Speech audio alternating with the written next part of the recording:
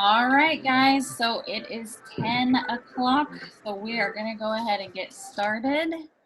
My name is Amanda, and I am the membership chair for the Florida Art Therapy Association, and this is Art Therapy Career Day, so welcome. And this is hosted by the Florida Art Therapy Association. So let's see here, just a special note. The Florida Art Therapy Association is proud to announce our first virtual Art Therapy Career Day event, open to anyone curious about working as an art therapist in the state of Florida. We hope to provide education and assistance to engage a growing and diverse membership of new professionals and art therapists whose services are valued and considered essential to the public in mental health, healthcare, education, arts, and community programs. So thank you so much for joining us.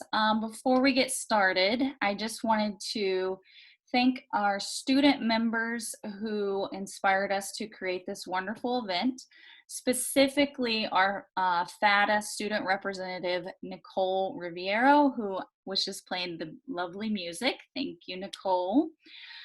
She spent countless hours assisting me and the panel in marketing development and gave us crucial feedback that helped us to develop this event for you all today. So thank you so much, Nicole. Thank you. I also wanted to thank all of our speakers today because they volunteered their precious time and their expertise, and so we could not have made this possible without them. So with that, I will go ahead and get started. So let's meet the panel. So I'm going to be the moderator today. I've been in the field of art therapy for a year and a half so far. We have Deanna Barton. She has 11 years in the field. She is a board certified art therapist.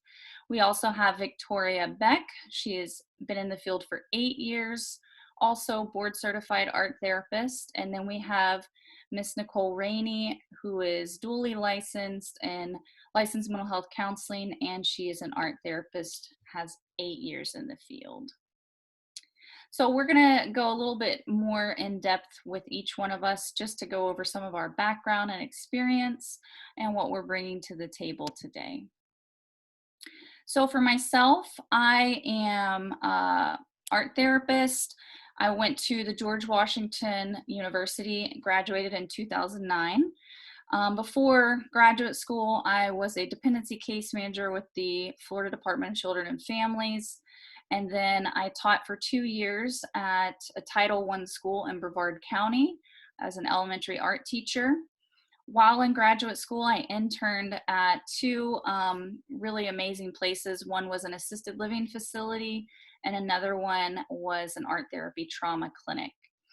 As I came back to Florida, my first job in the field was working with women and adolescents suffering from eating disorders at the Renfrew Center for Eating Disorders in Broward County. And I currently work as an adolescent therapist at a behavioral inpatient psychiatric unit in Manatee County on the West Coast.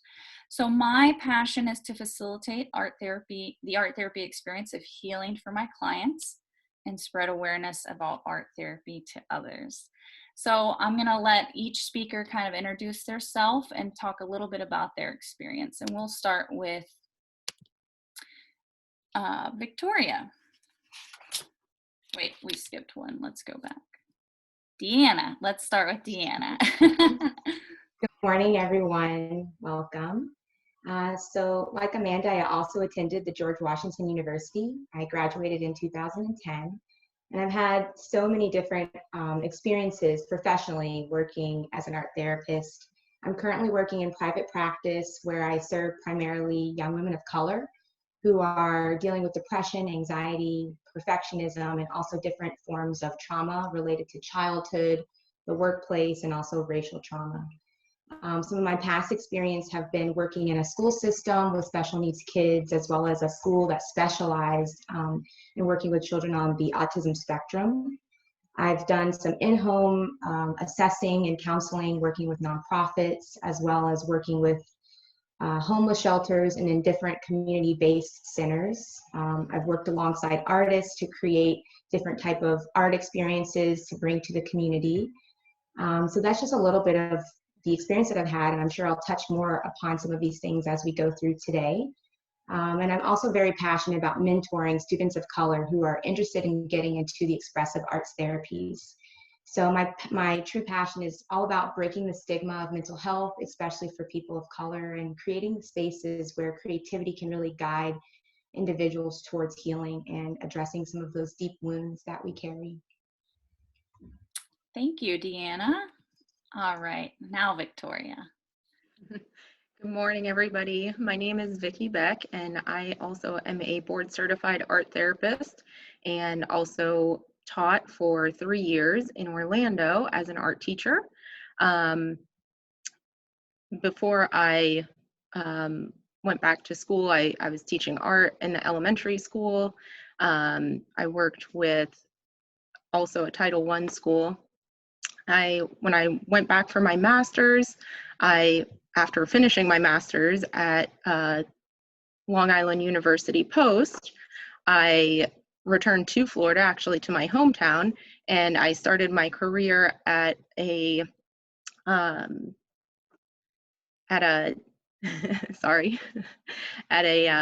children and adolescent stabilization unit, New Horizons. I currently work at at Coral Shores Behavioral Health in Martin County, an inpatient mental health facility. I also work at Hibiscus Children's Center doing contract work. So that is a 36-bed shelter, which provides a safe haven for abused and abandoned and neglected children. And I also have my own art studio, and that's just where I have my space to work, do pottery. And my passion is really to provide a place for individuals to express and learn about themselves through the art making process and educate and advocate for mental health. Thank you so much, Vicki. Thank you. And now we have Nicole Rainey.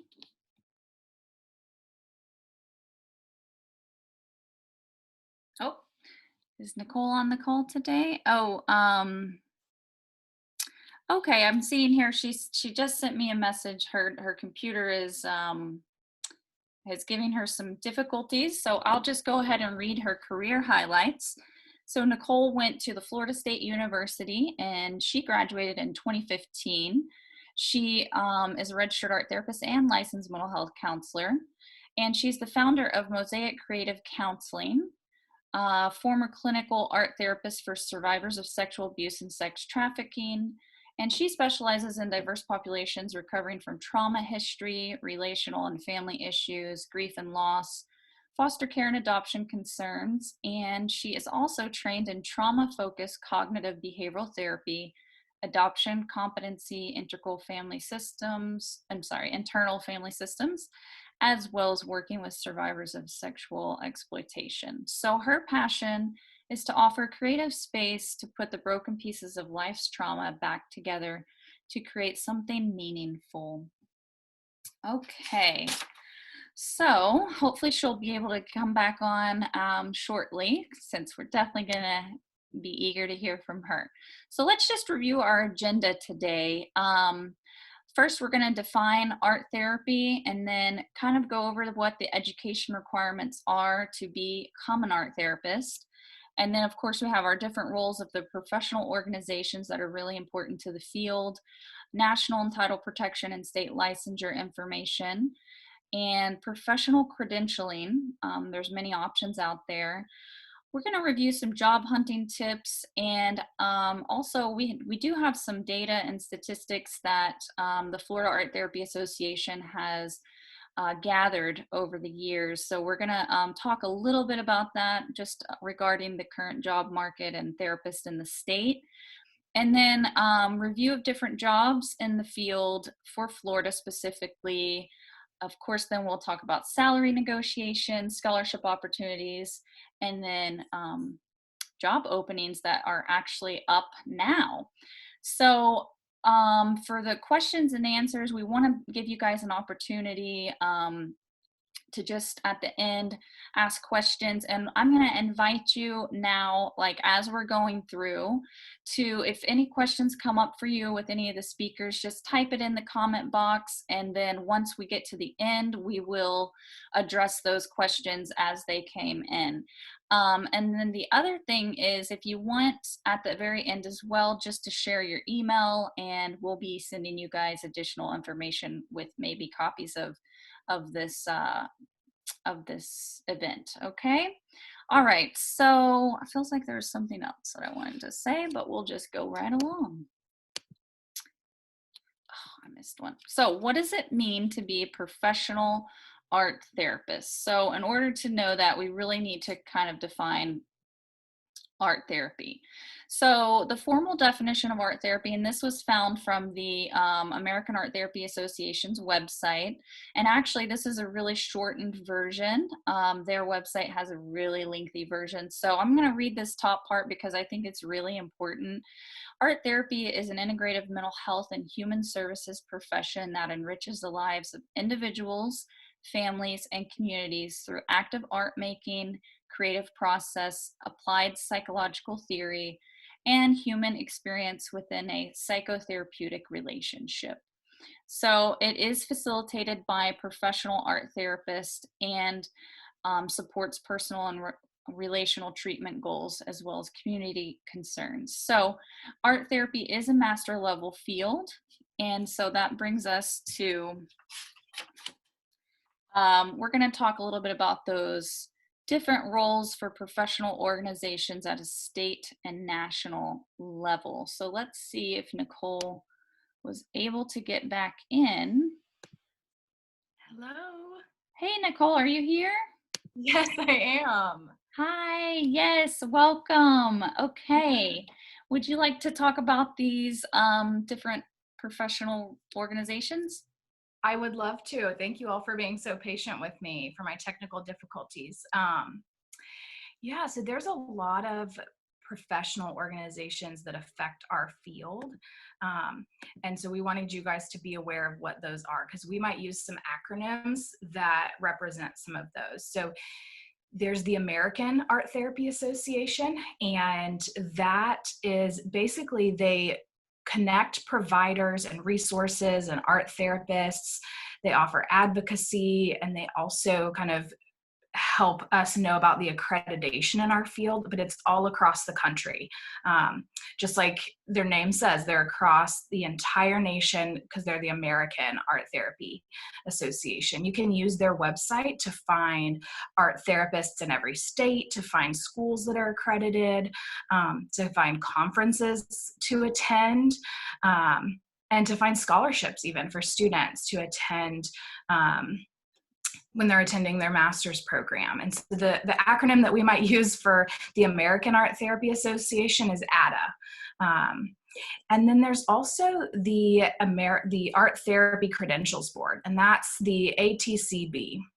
What this credentialing board does is they are a credentialing body that basically creates standards for our field as a whole.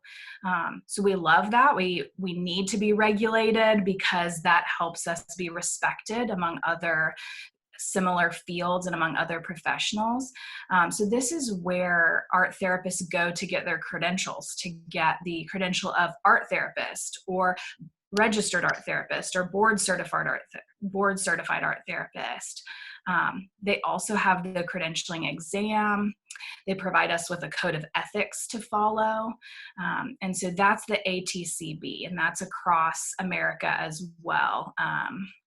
And then we've got our Florida Art Therapy Association. They have kind of a funny acronym. Everybody makes fun of it at first because it sounds silly, but we usually call it FATA. So the Florida Art Therapy Association does a lot for our entire state. They're our statewide chapter. They're going to send out local events, local jobs, resources, even a statewide conference. And FATA is responsible for advocating they do a lot of advocacy for state licensure and state legislation, any legislation that's going to involve art therapists or affect our field, they're involved in. And then the last one here, we've got the Florida Board for Clinical Social Work, Marriage and Family Therapy, and Mental Health Counseling. They don't have a fun acronym, but this is a board that kind of parallels our field because social work, marriage and family therapy, and mental health counseling, they're parallel mental health fields. And so sometimes they often overlap. So you might find an art therapist like myself. I'm licensed in mental health counseling as well as a registered art therapist. And so for states like Florida that don't have an art therapy license just yet, this is a really important thing to know about. This Florida board has they have totally different tests. They have different ethics, but a lot of these professional standards are similar to what we practice in art therapy, but it is a different license, a different practice process. But it's just something that because it kind of parallels our field, it's important for us to be aware of. All right, thank you, Nicole. All right, so what kind of education do I need to become an art therapist? So entry-level practice in art therapy does require a master's degree. Prerequisite coursework in psychology and art, typically studio art, fine art. And master programs must be approved by the Educational Programs Approval Board or accredited by the Commission on Accreditation of Allied Health Education Programs, otherwise known as CAHEP. And so in the state of Florida, we do have 2 universities currently that are offering art therapy degree programs. The Florida State University has a master level program, and then the University of Tampa has a bachelor level program. And so how to know if this program or the program you're looking for graduate studies is accredited? So you want to visit the American Art Therapy Association's website to get more information and make sure that the program that you're selecting is approved by the CAHEP accreditation board. All right, so let's talk about professional credentialing. And I believe Nicole is going to speak to this.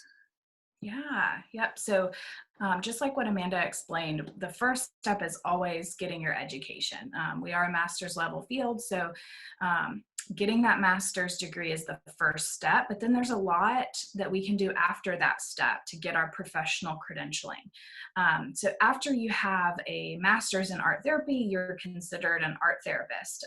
So you would kind of decide from there, what do you want your professional credentialing to be? So there's the first one on this list, the registered art therapist. This is the provisional registered art therapist credential. That means that after graduation, you're working towards getting some hours of supervision. These hours of supervision basically allow you to say, not only have I gotten my master's, but I've had someone observe my clinical skills, observe my work, and that makes me a little bit more accountable to my education and to my profession. So in the process of getting those hours, you would apply for the ATRP, and that's the Provisional Registered Art Therapist. Once you complete those hours, then you can apply to become a registered art therapist. And that just means that you've completed the hours, you've got a supervisor that signed off on those hours that was also a credentialed supervisor for art therapy. And then that next step involves taking a test. So once you've completed your hours, you can be a registered art therapist. But once you've taken a test from the ATCB that we talked about before, that's where you can become a board certified art therapist. So board certified art therapists have not only done the supervision hours with an accredited supervisor, but they've also taken a test to kind of show their knowledge to get that certification. And then the other credential that you guys would need to know about is the art therapy certified supervisor. So that's the person you're going to be looking for to supervise those hours. And they have a certain credential and a certain process to get that professional credential as well.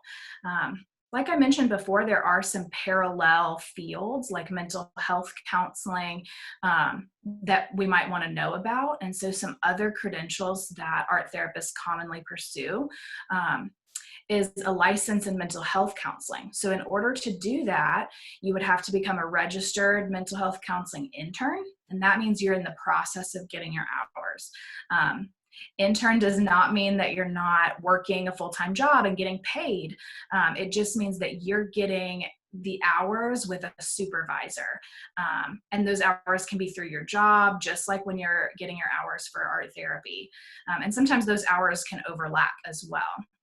So in the process of getting your hours for mental health counseling, you would be an RMHCI, and that's a registered mental health counseling intern.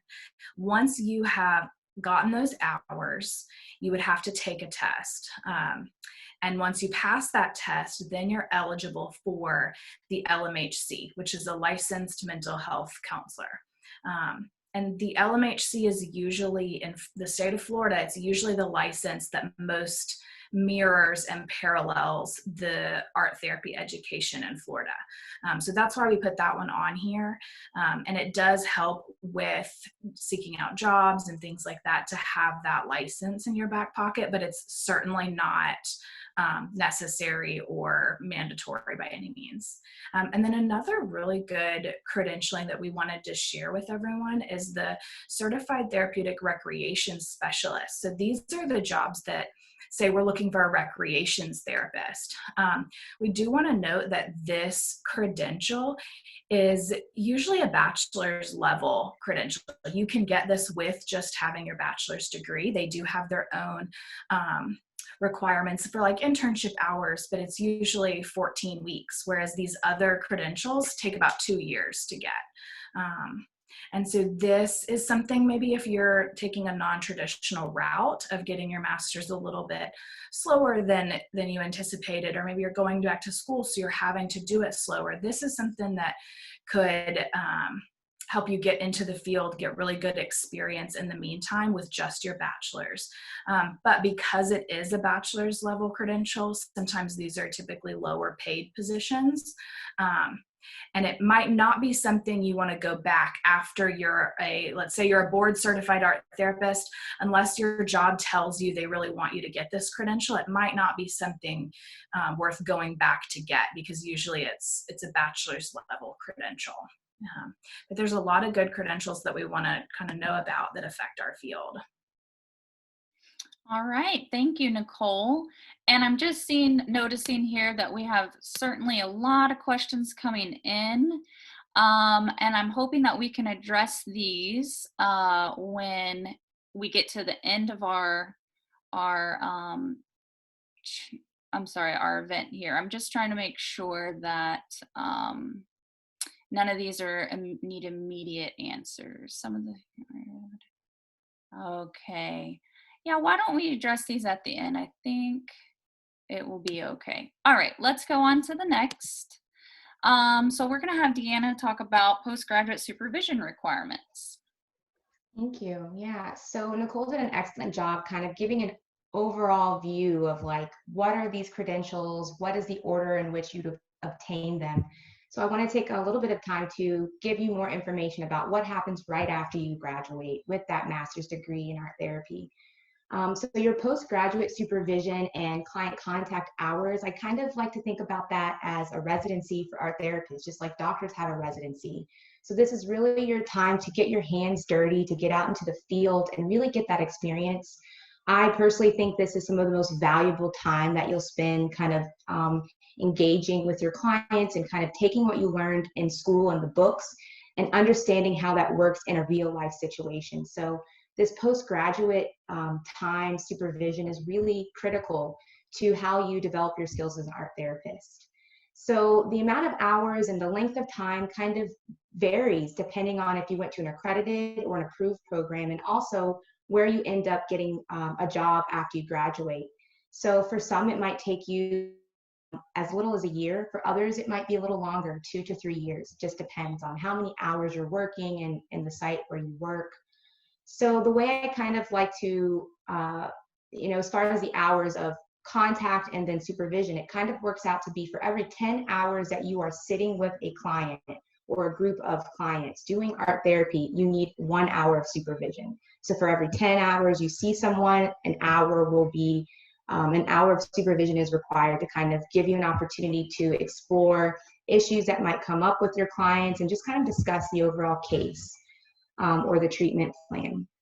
So it's about 1,000 to 500 or 1,500 hours of post-educational contact hours and 100 to about 150 hours of supervision. Your supervision could be with an ATRBC or an art therapist who has that ATCS, which is the certified supervisor. Some of your hours can also come from an LMHC or an LPC. I think that's about 50 to 75 hours can come from someone who is not an art therapist. And that's good to know because sometimes your site may not have an art therapist physically there. So you might be seeing a supervisor, an art therapy supervisor remotely, virtually, right, to get those extra hours. But at your site, you could still have your supervisor who might be a licensed mental health counselor provide you supervision on site. So it's kind of good to know that you can piecemeal these supervision hours together, as well as your direct client hours can kind of be piecemealed. You might work at one site, for 10 hours a week, and then have another thing that you do on the weekends where maybe you get 5 hours a week. So it's kind of just like adding it all together over time. And so once you've accrued all of these hours, I think there's some paperwork on the ATCB site that allows you to kind of track it in a nice little log. You'll submit all of that paperwork. You'll also have your supervisor submit some paperwork, basically validating that you were in supervision. And then that is what you'll need to get that registered art therapist credential. And then as Nicole explained, from there it's tests and other things that maybe you personally are interested in obtaining. All right, thank you, Deanna. And Nicole, let's just briefly review which states have license. Yeah, so this map is ever changing. So there may or may not have even been legislative changes since when we got this map. But this is a map of art therapy licenses specifically. So just because maybe some of these states don't have license on this map, that doesn't mean they don't have parallel licenses. But for art therapy specifically, the green states have art therapy licenses. The teal states are under a different kind of regulated license, but art therapy is included in that. Purple states are recognizing art therapists. They're recognizing title protection for the title of art therapy. Blue states are currently, they have some form of legislation where they're seeking a license in art therapy. And there's 8 of those that are under consideration, that were under consideration back in 2019 legislative sessions. But the good thing to note is that there's what we call reciprocity, which just means that you can kind of move from state to state. And some states are a little bit easier to move from than others. So it's important to note in this field, because each state regulates mental health as a whole. They regulate whether you're a mental health counselor, a social worker, an art therapist, a music therapist. They're going to regulate all of these fields, and they're going to regulate them a little bit differently. So some states have easier reciprocity, which just means, let's say like Florida is one that's generally they have good reciprocity. So usually they recognize other state practitioners coming in and moving to Florida, and it's pretty easy to transfer, say, a license or a credential here. But there are other states where it's pretty difficult. And so if you have a state in mind that you really want to end up, you might want to look that up, because some states, there's very few states, I know California and New York are pretty difficult states to get some reciprocity with. And some states you'd have to even go all the way back to school. You would have to take a new test that's according to their state guidelines. So knowing that reciprocity and kind of knowing if you have an idea where you want to end up, just go ahead and kind of do that research. But Florida in general, we have a pretty good reciprocity for most other states. We're not a very exclusive field in Florida in our regulatory systems.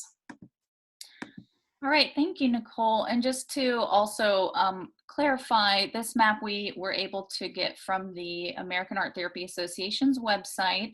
And so if you do want to see the most updated current map, you can always visit their website and check on which states have new license. So that's where we were able to get this. Thank you. All right, so now we're going to talk about art therapy job hunting, and we're going to have Vicki go through these questions. Yes, thank you. So number 1, where are the best places to network? For me, I found the conferences a great place to network.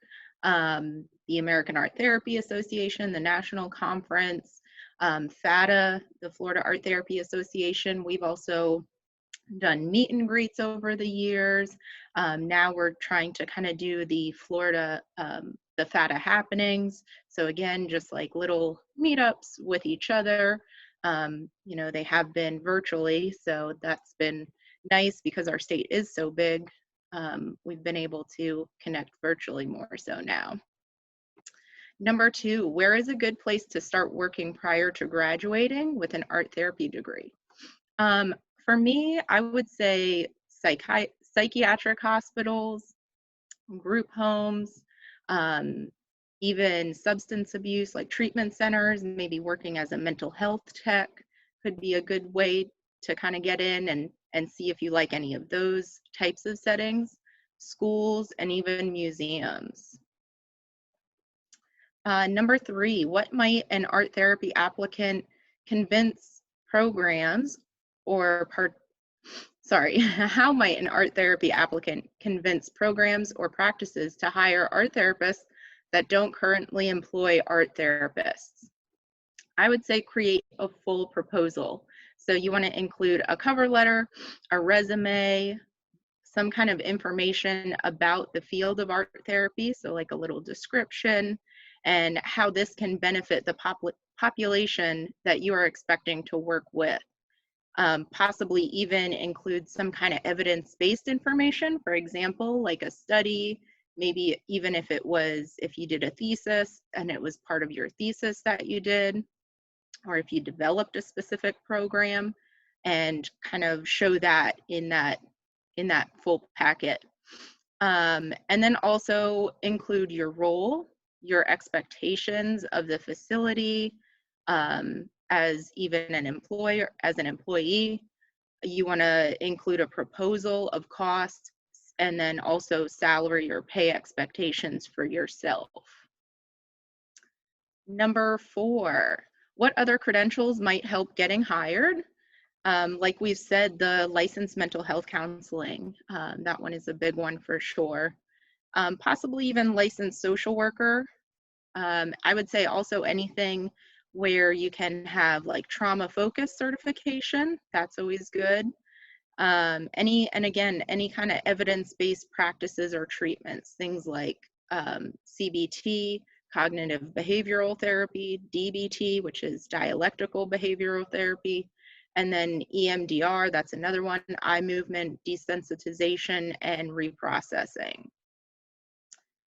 Number 5, what are employers looking for on a cover letter and resume? So on a cover letter, you want to include a little bit about yourself. You want to kind of help them to get to know you, what makes you passionate about this career, something even about the specific job that you're applying for, what makes you qualified for the position, and any skills, certifications that also might be relevant. And you want to conclude with your contact information. So your phone number, your email, and even the best times to contact you. As far as your resumes, I always like something that's really easy to read. It's well organized, maybe some brief descriptions in there, but not really like a paragraph of every little nook and cranny. That's definitely something that can be asked in the interview process for people. I always like to have different sections like work experience, internships, volunteer experience, maybe any awards or certifications. And again, that clear way to contact you. Number 6, examples of language or buzzwords to use in an interview or cover letter. Like I had kind of mentioned before, the idea of trauma focused is a big one for just the mental health field right now. Anything that shows like a basic understanding of theories and approaches, any specific extra training and qualifications, again, that CBT, the DBT, EMDR, anything like that.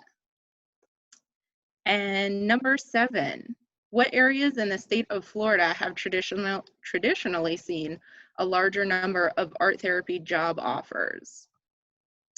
I would say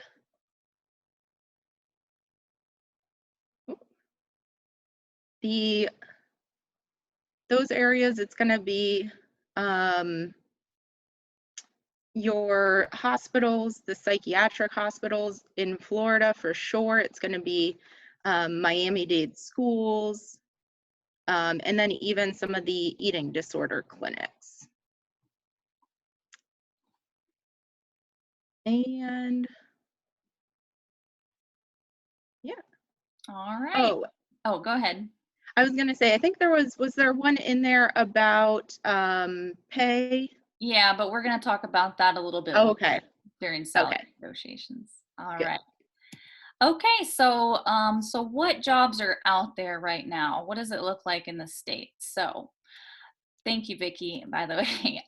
Okay, so in January of 2020, we did survey the art therapists in the state of Florida, and we asked them what setting do you currently work in? And I know this graphic is a bit blurry, but so basically this is the result. And I'll just give you guys a better image here so we can break it down. So 83 art therapists responded to the survey, and this survey was specifically about licensure, but they said that 29% said they worked in private practice, 27% said other, and 22% said community-based programs. So after this, we noticed that we, on the selections, we accidentally left out primary education in the options. So it is possible that most of the other are doing entrepreneurship or they're working in the education system. So this kind of gives you an idea of where art therapists kind of gravitate to in Florida.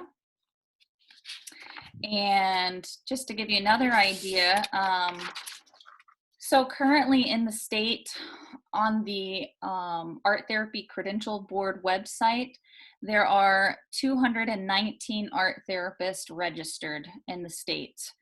But right now for this map, we were able to compile, I think it was about 83 from the demographics from our licensure survey. So this is where you can kind of see the groupings of where art therapists are kind of living and working. And of course, up in the Tallahassee area is where the Florida State University is. And then over here on the West Coast in this area, that's where like the University of Tampa is. And then down here is where Miami-Dade schools are. So kind of going along with what Vicki was sharing about kind of where most of those jobs might be are in those areas.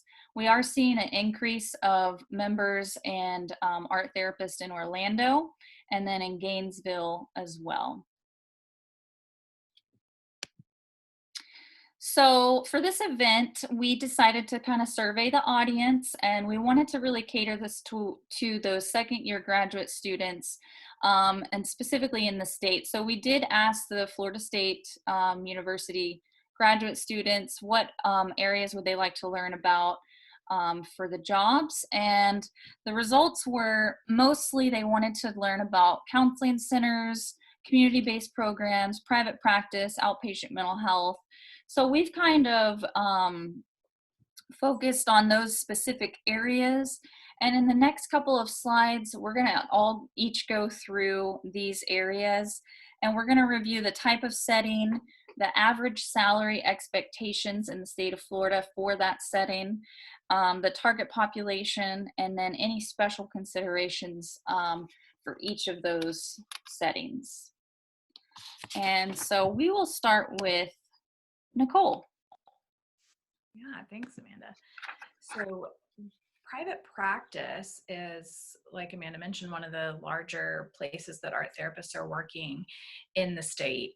And private practice just means that the art therapist or the clinician is seeing clients independently. So maybe they're a sole proprietor, which just means that they are their business and they're taking money from clients, or maybe they're an LLC, maybe they're a limited liability company, or maybe they've created a group practice, or maybe they're just doing teletherapy and they're seeing clients that way. But basically, private practice just means that a clinician is seeing clients independently.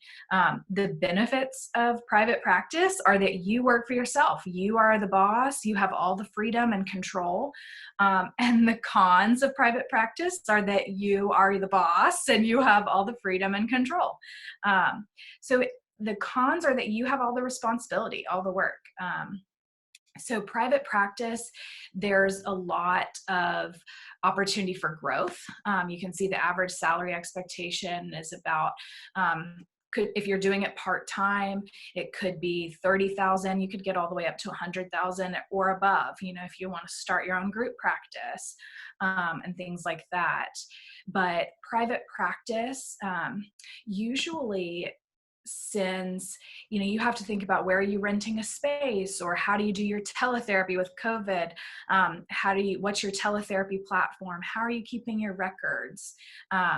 You would have to set up a phone and email system. So there's lots of responsibility with private practice. Usually clinicians in private practice are getting clients through either insurance panels or private pay. So they might advertise on like Psychology Today, or they might be with Blue Cross Blue Shield and get an insurance panel to get some clients that way. There's a lot of private practice art therapy clinicians across the state. So just to name a few, I'm in Mosaic Creative Counseling, that's my private practice, but there's also Florida Art Therapy Services, Indigo Art Therapy Studio, Miami Art Therapy, and this is not an exhaustive list by any means. So just things to consider if you're in private practice, getting a license, especially in the state of Florida, while they're working on getting an art therapy license, getting a license in mental health counseling or social work, that helps clinicians like myself get on insurance panels. And so that's something that's been helpful for me. I was able to get on an insurance panel because I had a license in mental health counseling. And then the fact that I'm a registered art therapist and my background's in art therapy just made my resume more appealing. And so it does make clinicians more marketable. But the other thing to consider is that you do need to manage all the tasks of being a business owner. So all of those administrative tasks, all of those details, you will need to manage those or be able to hire someone to manage those for you. Wow, thank you, Nicole. And I wonder, how has COVID impacted working in private practice for art therapists? Yeah, I think it's changed the way that we function completely. Things that I've noticed, things that I probably said I would never do. Like you can't do art therapy over the computer. That doesn't make any sense. You have to readjust. You have to realize what is good enough, and how do we reach clients? And it might not be ideal, but it's getting to the client. So I know some clinicians are sending out art kits so that their clients have access to a variety of media. Some clinicians are sending out a list of like materials for their clients to go and get. I have not done the art kits, but I have heard a lot of people have success with that. Another thing that I've done is have clients do a lot of art therapy homework, and then in the session they'll kind of explain their process, they'll explain their product to me, and we use our session time as a little bit more of reflection, and so that they're making the art sometimes, not all the time, but on their own, and then we use the session time to review it or to kind of have like a gallery showing where they explain it to me. COVID has really changed the way that we work, and teletherapy flexibility, like having phone numbers, having a video platform is essential. Awesome. Thank you, Nicole. All right. So we have reached about that halfway mark. We've advertised this event for an hour and a half. And so just wanted to give you guys a time check-in. Also, we're going to try to get this done in that time frame, but we might go over because I am seeing a lot more questions coming in, which is awesome. All right, let's go on to our next, which is art therapy and entrepreneurship with Deanna. All right, so art therapy and entrepreneurship definitely kind of tags on to working in private practice. And so one thing I'll say about private practice and entrepreneurship, this might not be where you go right after you graduate or like while you're getting those direct client contact hours and supervision. Typically, art therapists kind of move into that private practice realm after they've got a couple of years of experience under their belt working in different sites. And I think that's really important because as Nicole was mentioning, like you're on your own. So in private practice, you might not have that support that you would get if you're working in a mental health facility or in a community-based center. So entrepreneurship or private practice is maybe 3-5 years into your, your timeline. You kind of want to think of it that way. So I also work in private practice, but I've also developed more of an entrepreneurial pathway where what I offer is not just for individuals who are struggling with mental health issues, but I've created an art and wellness business that kind of is marketed towards the greater population or a wider audience, the general public, individuals who might not have full-blown mental illness with a diagnosis, but are dealing with distress, worry, trauma, just trying to navigate the day to day.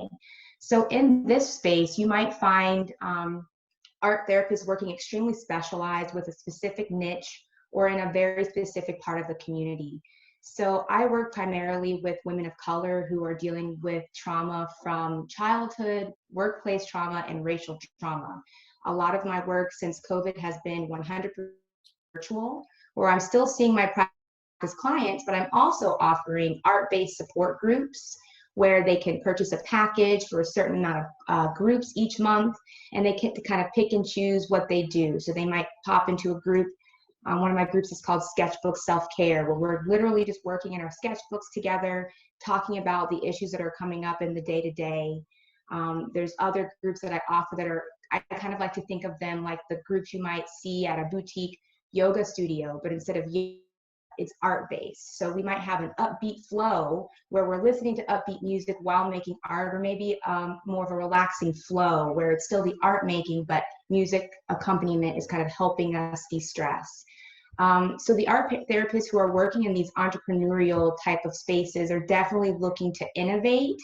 And I think that as our field expands, especially in response to COVID, and a lot of the kind of social justice, restorative justice type of approach to treatment, I think we're going to kind of see people stepping outside of those typical traditional spaces where they practice, like a clinic or a treatment center, and really moving into the community in this way.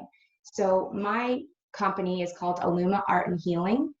Right now it's 100% virtual, where it's a combination of the private practice, but also the Art for Wellness groups and some other offerings. I sell art kits, things like that. And then we also have the Ella Dufresne Art Therapy and Listen to Your Art. So Ella does these retreats that she takes large groups of individuals to Costa Rica, to Colorado, and they have a fully immersive art and healing experience where they're actively engaging in art making, but they're also kind of in the realm of like health and wellness and certain nutritional diets and things like that. And then Jasmine Parker, who has Listened to Your Art, actually has a mobile RV art studio where she's able to take that studio to different spaces in her community and offer services that way. So this is just a few examples of how we can kind of move beyond what we may think an art therapist typically does. So if this is something you're interested in, I definitely would recommend trying to get some business courses or big business, education under your belt. Understanding how to market yourself, I think, is really important here. Not just on Instagram, but like, how do you do email marketing? How do you do print marketing? How do you network within your community to ensure people know about your offerings? So if you're still in school and you have the opportunity to grab some of those courses, I think it's really important. Also, collaborations are really key here. Understanding the needs of your community or your population, and then finding people you can collaborate with, whether that's an artist or maybe a psychologist or a yoga teacher, yoga instructor, Pilates instructor. These are all ways that you can kind of diversify and expand beyond the traditional role an art therapist might play. All right, thank you, Deanna. And then let's go on to art therapy and behavioral health settings, inpatient, IOP, and PHP with Vicki. Yes, thank you. So in a behavioral health setting, you are going to be working with a variety of people with various mental health diagnoses.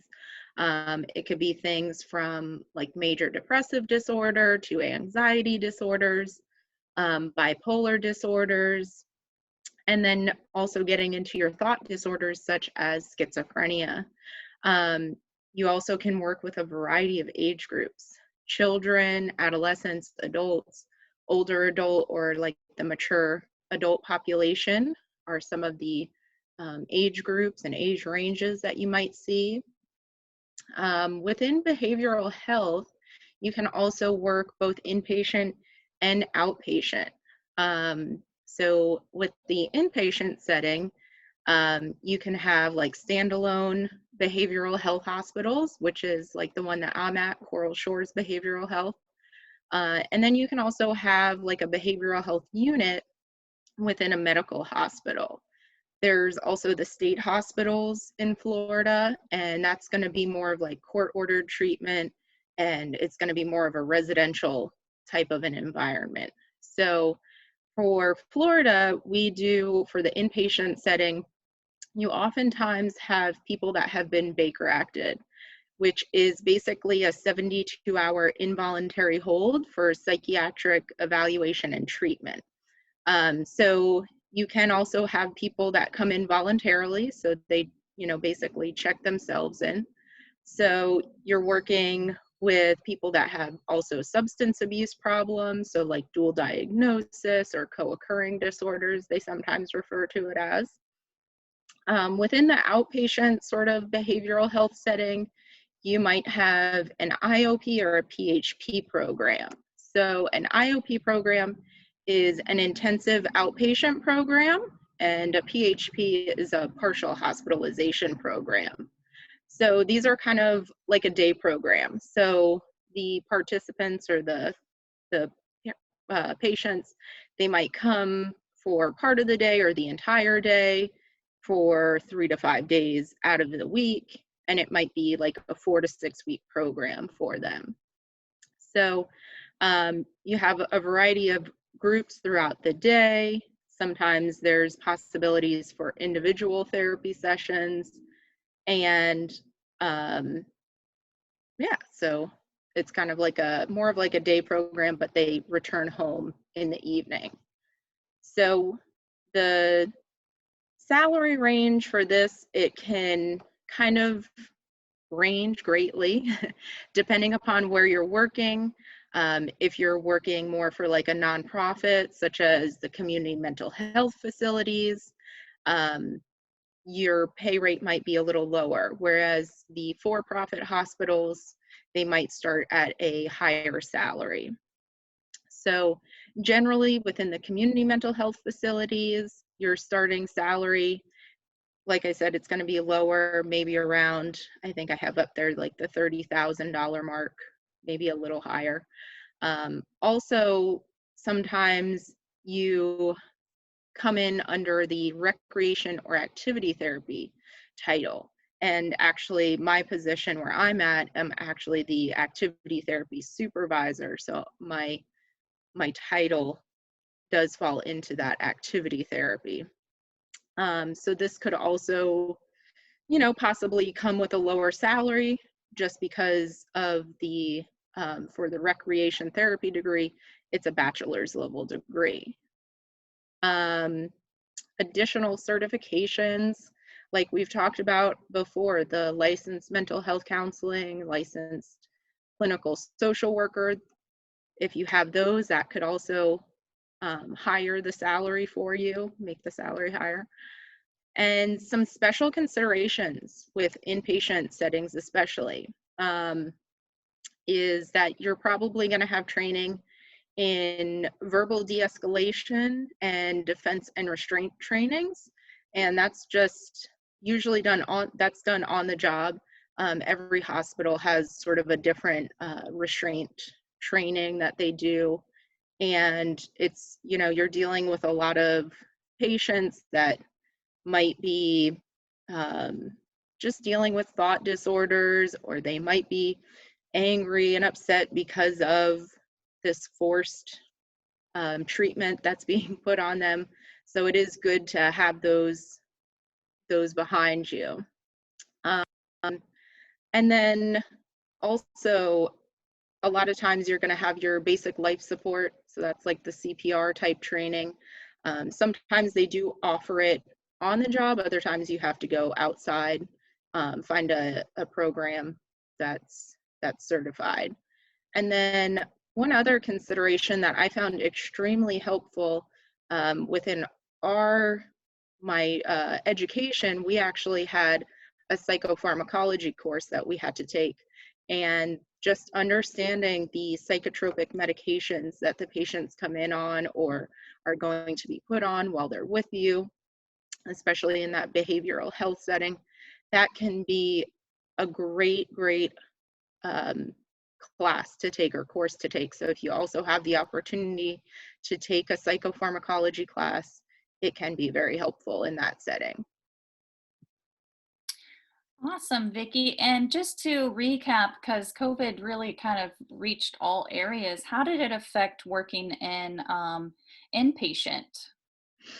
So I found that it was definitely, we were taking more time to really clean stuff, really make sure after every use that we were wiping things down. I definitely reduced some of the actual materials that I also used, as far as ones that could be more easily sanitized. I also heard of some hospitals going to just giving patients like their own small sets of materials to use, and that was theirs, and they kept that throughout their stay. And then also, if we did have a patient or patients with COVID, or while they were with us, they did test positive, we ended up we were lucky enough to have another unit totally separated that we could isolate patients, and then we would do our therapy sessions or meet with our patients. We could do the full PPE, or we could do through Zoom as well. All right. Well, thank you. Let's go on to art therapy in schools with Deanna. All right. So art therapies in schools. After I graduated, working in the Miami-Dade County public school system was actually my dream job. I interned at a school while I was at George Washington that was completely devoted towards assisting families and children or children who are on the autism spectrum. So I really got a lot of experience working in a classroom setting with students with special needs. So this was kind of my first, well, actually not the first, but my first full-time job as an art therapist was working with Miami-Dade County Public Schools. So this slide is more catered towards the specifics of working in Miami-Dade County. I know there are other school systems that do work with art therapists. Oftentimes you'll find those art therapists are contracted in, whereas in Miami-Dade, it's actually part of the structure of the school district. So they have a devoted art therapy department that hires art therapists to work in the school setting.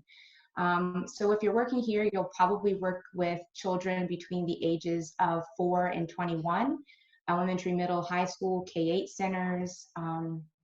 And so the average salary is about $50,000. And of course, that kind of depends on a couple of things. I think the salary also kind of matches what teachers make.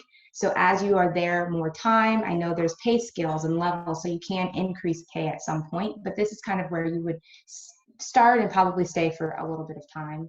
You get a supplement for working with special needs, which also adds on a little bit more to that salary. So you're working with children who have developmental disabilities or emotional behavioral disabilities, and these are things that have been outlined on their individualized educational plan. And that the IEP would specify that these particular students would be offered the services of art therapy. So in this setting, you'll probably be working at least 2 schools. So there's some commuting between spaces. You'll be working alongside teachers, behavioral management teachers, which is like a behavioral coach, and also the parents and administration are involved.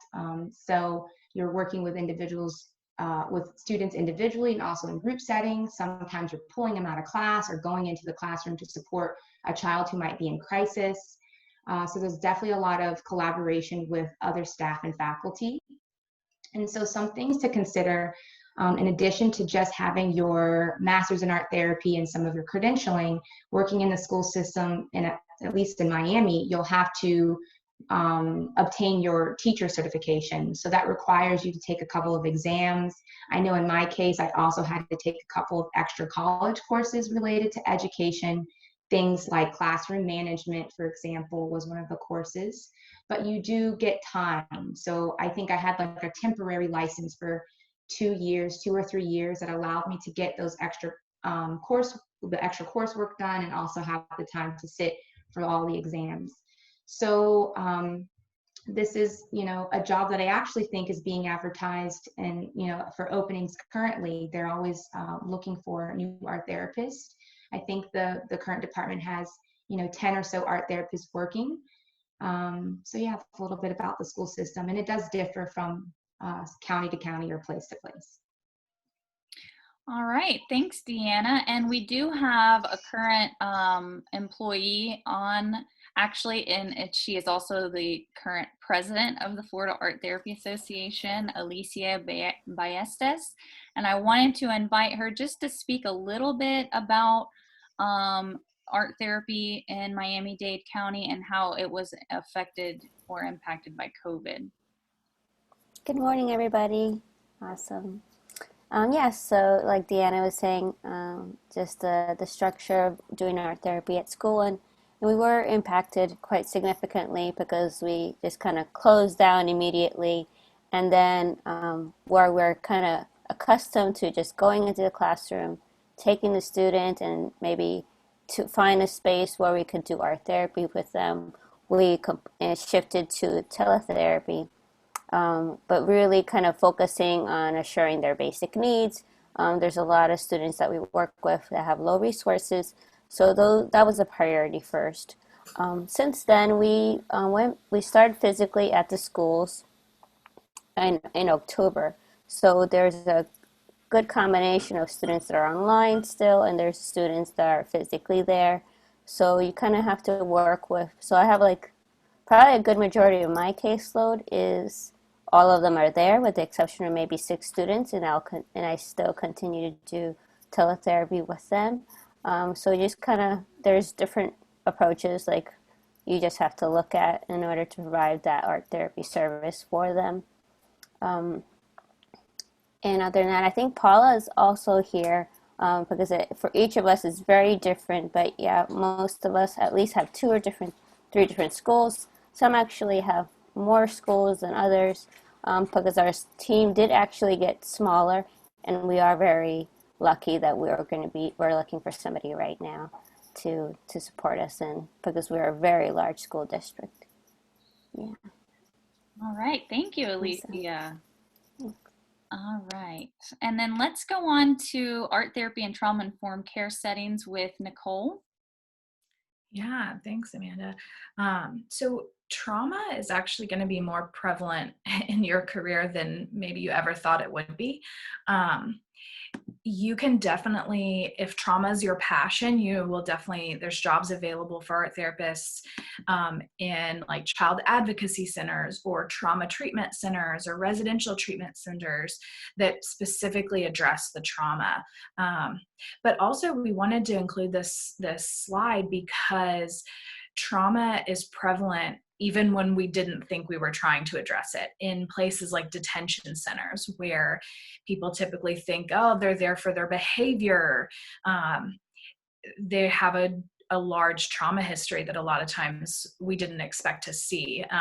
Or maybe when we're students, we don't expect that we're going to find that. Or alternative schools where kids have maybe, because of behavioral issues, had to attend a different school, had to attend one of these alternative schools, correctional institutions, VA hospitals, anything with substance use. A lot of times in any of these mental health settings at all, there's usually going to be a background of trauma in some capacity. Whether it's like foster care or adoption issues that we didn't know about, whether it's things at home, family of origin issues. But so it's important just to be aware of that, because art therapy has always been an attractive treatment modality for trauma recovery because of the nature of trauma. A lot of times people can't talk about it, or maybe they really don't even have the words or the memories, and art therapy can really heal that in a less intrusive way. So it's important for us to just be aware of that. The average salary that you can expect in some of these trauma-informed care settings, again, there's a range, of course. Anywhere from 30,000 to up to 60 is usually what you're going to see, but of course, there's always exceptions. This population, just getting really familiar with what PTSD actually looks like. The symptoms of PTSD, it's often misdiagnosed for ADHD or depression or anxiety, when really there's some trauma going on, or trauma that's been repressed.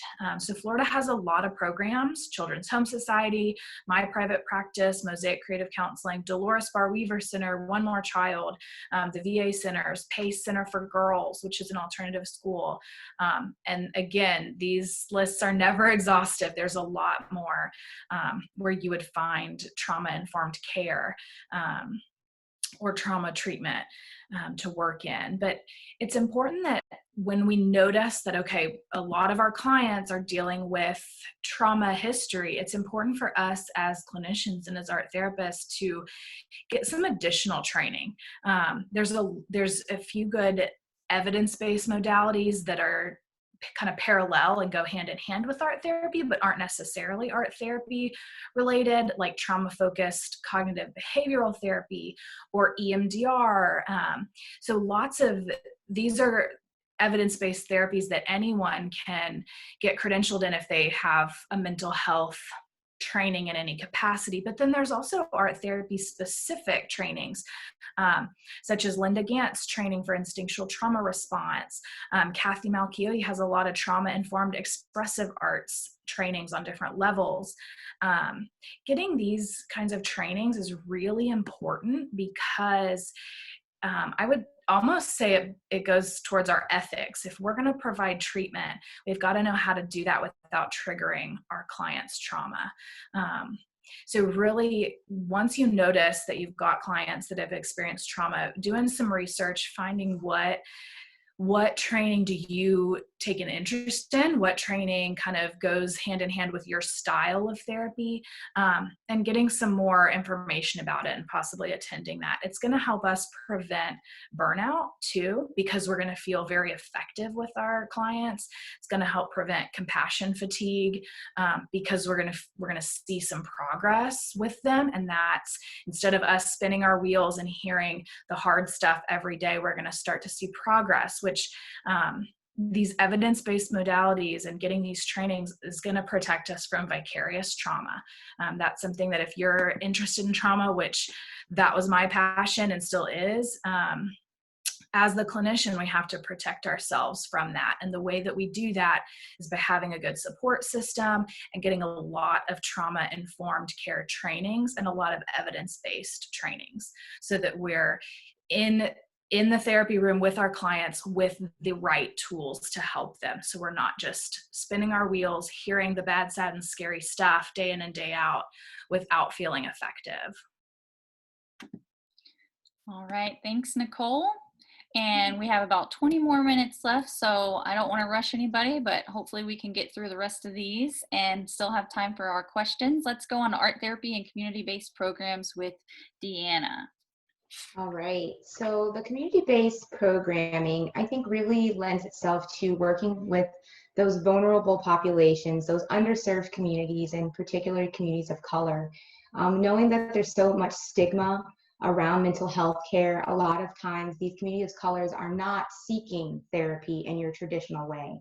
So going out into the community, I like to think of it as like meeting the clients where they are. I know there are some art therapists who literally will go to barbershops, to churches, to, maybe not so much now, but like block parties, and provide some type of therapeutic art experience for the community. So you might find community-based art therapy happening in nursing homes, daycare centers, and of course these things have changed a bit since COVID. Childcare centers, recreational programs, clinics, domestic violence or homeless shelters, and also art studios and art museums. The average salary here definitely varies quite widely. I put hours because I I think oftentimes when you're working in community-based programming, you're working as an independent contractor. So you're not getting that salary. And oftentimes you are proposing some type of art experience or art therapy programming where you're, asking for a certain rate of pay. So 30 to 150 per hour is kind of the range that I have worked within when I'm coming into the community to do things.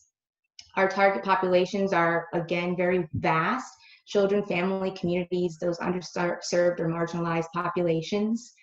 I think this is also a great way to kind of step into entrepreneurship too, if that's something that you're interested in, by finding the need in your community and kind of going and speaking to those spaces. So again, this is all about advocating and educating individuals and the community about what art therapy is and what the benefits are, and finding ways to give people access to the healing benefits of art beyond the traditional model of art therapy, which I think is so important, kind of where we are in our nation. So special considerations here. Your job description is kind of self-imposed often. Sometimes you're going into sites doing things other than art therapy. You're there to maybe do a little bit of social work, help people just figure out basic hygiene and how do they care for themselves. I know there have been times where I'm incorporating education on how to budget, how to create a budget, how to pay bills with some of these populations. And so getting very creative about how can you use art to provide care and support to individuals who might not get this type of education or information. Sometimes the work you do is not full-time. You might be piecemealing some of these contracts or programs together. So this is a place where you would need to be flexible with your scheduling and also open to commuting, since you might be working at multiple sites. And I also think here it's important to consider, you can get really creative. So I mentioned art museums, art studios. You may also work alongside artists, creating kind of public artworks and having individuals in the community kind of either create those artworks with you. I've done some of those virtually where we're working to create poems and art installations that then the artists go out and install, and then the community members get to enjoy after the whole kind of creative process has happened in a virtual space. So there's a lot of opportunities here to really reach your community in a different way. Thank you, Deanna. All right, and then we have art therapy and nonprofits, and Nicole. Yeah, so this is kind of going to go hand in hand with what Deanna just talked about. Because a lot of these community-based programs are nonprofits. So one of the things you can look for to decide, to know kind of an indicator if what you're working for, what you're interested in as a nonprofit, is do they usually target one specific population. Usually nonprofits are started by someone who has a heart or a passion or a calling for one specific population. So shelters for the unhoused, Medicaid providers for low income, autism centers. There's a lot of examples there. But we can kind of, typically these are going to be, they could be nationwide, they could be statewide, or even local, but kind of noticing what the theme is. Looking at the average salary, honestly, these are going to be some of your lower starting pays, and they're probably going to have salary caps where you're going to hear, we just don't have the funds. That being said, some of these programs, these nonprofits have grants. And so just to be upfront with everyone, this is a great place to start out, but you're typically going to experience some funding issues. Nonprofits can lose funding a lot. They can lose funding based on the legislation. What some legislators might champion school shootings, and so they might want mental health services in schools, and some legislation might champion sex trafficking, and so they might push mental health for child abuse or sex trafficking providers. And so you're going to see the funding sway. So a lot of times nonprofits are at the mercy of what is the legislation favoring this year. So there is a little bit of a funding issue in nonprofits typically. So you're going to see those lower salaries. But that being said, it's very rewarding work. This is kind of what we imagine when we all think, I want to be an art therapist, because we want to help.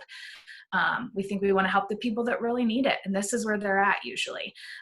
There can be a lot of barriers to treatment. Kind of, I think Deanna mentioned this. You might have to do a lot of social work, case management type things, helping them problem solve. How are you going to get to session if you take the bus and the bus is 2 hours to get here because my office is across town, and you're spending 4 hours traveling for a 1 hour session?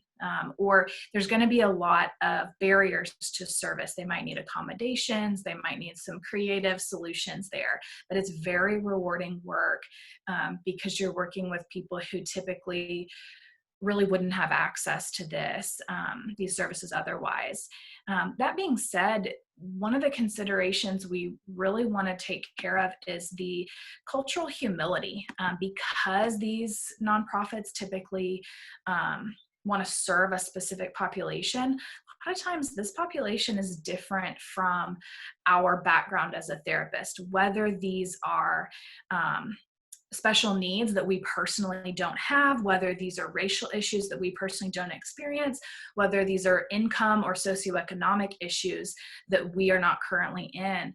That cultural humility is really important, and you can take as many cultural sensitivity classes as you want. You can take as many of those trainings as you want, but I love the expression cultural humility, because we've got to come to a place that we really will never understand fully, and our client is the expert on what their experience truly is. So getting some of that training is really good, but just always coming at it from, there's a difference between academic theory and what a client is really going through and what it's like to be in their shoes and to experience what they're experiencing. So that's something to consider and something to just be aware of. But we've got a lot of great programs and nonprofits across the state of Florida. Stars of Hope is a wonderful one. There's Florida Baptist Children's Homes.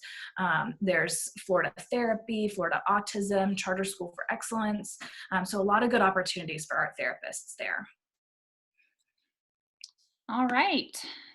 Thanks, Nicole. And that about sums it up for all of our review of different settings for the field of art therapy in the state of Florida that you could possibly work at.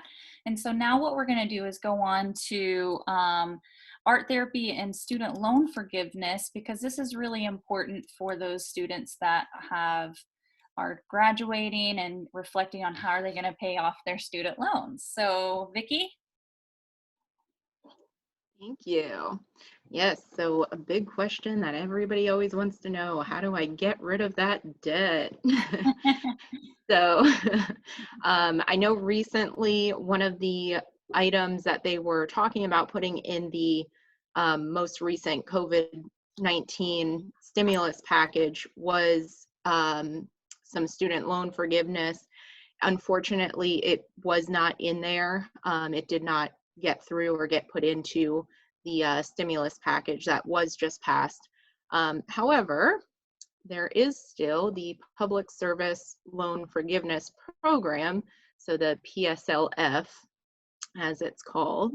And so this can potentially provide some forgiveness for your direct loans. So with that, it forgives your remaining balance on your direct loans, and that's after 120 qualifying payments working full-time for a qualifying employer.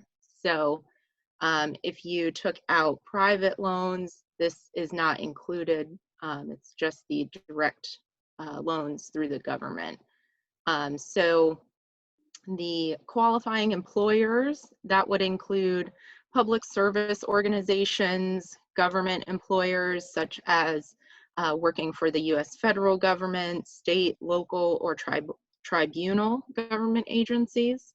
A lot of times it's going to be your not-for-profit organizations. Those are the ones that fall under the tax-exempt section 501c3 of the Internal Revenue Service Code.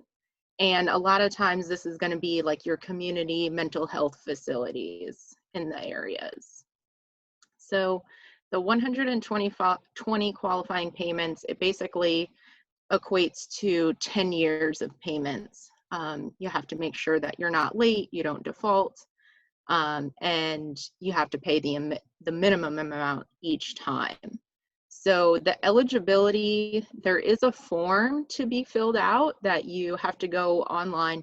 I included the link, the web link there, so that way you have the website to go where you can also find out more information. It goes a little bit more in depth, and it has the forms that you need. And that's something that you would end up taking to HR. When I did it, when I was working at the community-based mental health program in our area, my HR director, she was very familiar with the forms, so she was able to, you know, point me in the right direction if I had any questions, and we went on from there. And then you just send it off. I think you can pretty much do it online. I think it needs the signature from HR, and then I think she even mailed it out for me. All right, thank you, Vicki. Okay, we're almost done. Let's just take a quick stretch break. Right, meow. Oh, and then now I'm going to zip through the rest of these on art therapy, job classification, and salary negotiations. Okay, so here we go. All right, so there is a job classification for art therapist, and this is a really wonderful website. It's onetonline.org, and it is sponsored by the U.S. Department of Labor Statistics. So you can research any occupation, and right there I have in the search bar art therapy. It's going to pull up a list of different occupations, art therapists. You can click on that at the top, and it'll give you all the information you need to know about the field of art therapy, but we specifically want to know about wages and employment. You'll click on that tab. And the really cool thing about this website is that it lets you put in the zip code for your city or state. You can do it by state, and it'll tell you the salary ranges and how it compares to the state and also the national salary ranges. So it kind of got cut off there on the image, but it's a really awesome tool just to see, because of course there's going to be different salary opportunities and ranges in different cities and counties in the state of Florida. So as you can see, I just put in my area, the Northport, Sarasota, Bradenton area. Workers on average earn 62,000, and then it'll tell you the percentage of what the workers that earn below and above that range. So in comparison to the rest of the state, we actually earn more on this in this area, which is really cool. Yeah, so you know where to go. All right, so let's talk about salary negotiation. So for starters, you really need to know what is your job title and the type of job. So are you going to be a W-2 employee? Are you PRN, which is super part-time? Basically, you're just covering for holidays or whenever they need you. Or are you a 1099 independent contractor, which means you'd be paying for your own taxes. You typically don't get benefits. Then you need to know the location and city. Is it a nonprofit or for-profit company? That's going to also affect how much salary wiggle room you'll have. The company name, and sometimes on Glassdoor, you'll have former or current employees uploading like their salary at that specific company, which will narrow it down even more for you. If you were recruited by anybody, did they give you a range? And then if the job's been posted for more than 30 days, that's going to give you a leg up, which means that they are in high demand. They're a little bit desperate probably to get that position filled. And then what were the requirements for the job, and do you actually meet those requirements? So does it require LMHC, or does it require obviously a master's degree, and have you met all of those requirements? So some other things to consider is Is the salary the only thing that would keep you from taking the role? Or are there other areas you can negotiate, like tuition reimbursement, bonuses, flexibility in the working hours, vacation paid time off? Are they offering free art therapy supervision or LMHC supervision? That's a big deal. That's going to save you a lot of money out of pocket if they are offering it. And if they're not, you can have that as a negotiating factor of how much you're going to be paying out of pocket. And then also, what is your professional association dues, and if they are able to compensate you for that, for any CEUs or additional training? All right, so negotiating tips and tricks. So most companies have budgeted salary ranges between 5 and 10,000 increments, okay? So in most instances, they allow for a buffer of 5 to 10% in negotiating. Don't ever offer the initial dollar amount that you're willing, like the initial salary. Let them provide that. And then you don't want to accept an offer immediately.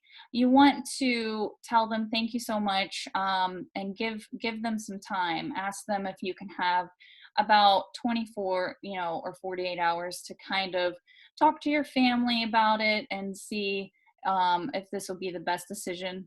And then get it in writing. Ask them, can you please send me this offer via email? You want to have the offer in writing, and you also want to ask them to include what's going to be included in that offer. So does it include the supervision, the free supervision? Does it include a raise after you've completed maybe a license or credentialing if you're still in your probationary period?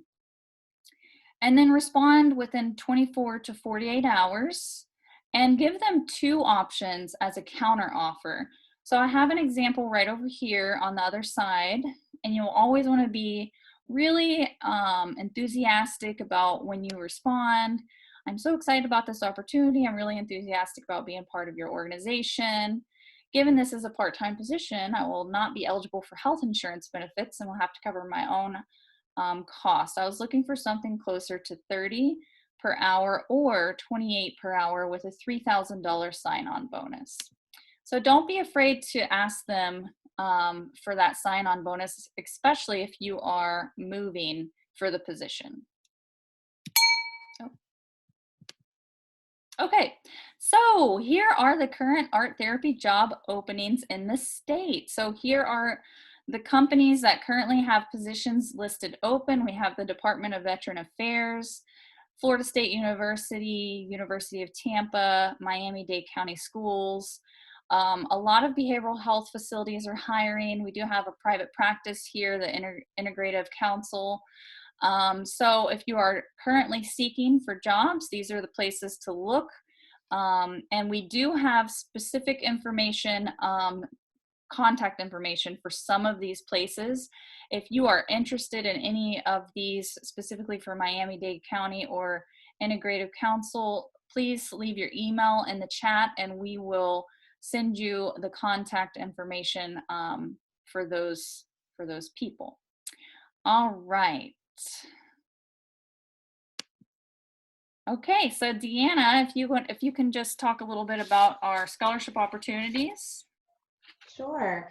So I am the chair of the FATA Multicultural and Social Justice Committee. It's a new committee that was developed out of the needs of Black Lives Matter movement and a lot of the social unrest that has happened in our country over the past year. I mean, honestly, more than a year, but more recently. And so we are so happy that the FATA Executive Board has made space for us to offer a small scholarship to students of color who are interested in pursuing education in art therapy. So the applications will be opening at the end of this month, and the process will be a short kind of written online application and then sitting for an interview with a panel of 4 or 5 art therapists to kind of just speak about what your interest in the field is about and how you see kind of helping meet the needs of diverse communities. So after that interview process, we'll be selecting a recipient to receive that $500 plus a 1-year FATA membership. So be sure to follow FATA on their Instagram, Facebook, and also our website for all the information on how to apply. And if, let's say, you're not applying for graduate school or going to a program this year, this will be an ongoing scholarship. So even in the coming years, this will be open to anyone who's interested in art therapy studies.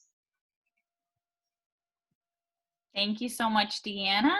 All right, and that concludes our information. So if you do have additional information specific to each of us, or you want to ask the Art Therapy Association something, here is our emails. I'm just going to leave this up for a second if you want to jot that down, but also I wanted to go ahead and start knocking out some of these questions. We have had a huge influx of questions over the course of this hour and a half. And so Alicia assisted me in kind of streamlining some of the important ones here. So let's just start with the first one. We have Madeline Pereira, and she was requesting, can we get access to the PowerPoint and recording of today? So yes, of course, we did record the event, and we will be posting this on our website, the video of this event on our website. For anybody that wasn't able to make it, they can review it at a later time, and we can also send out a copy of the PowerPoint if you put your email in the chat box. Okay, so the next question was, and of course, if any of the panel speakers want to address these, what is the typical timeline for how long it takes to become registered, board certified, etc.? And how may this timeline look different if you are also pursuing mental health counseling as well? So who would like to answer that, Nicole or Deanna? We can answer it together. Sure, yeah.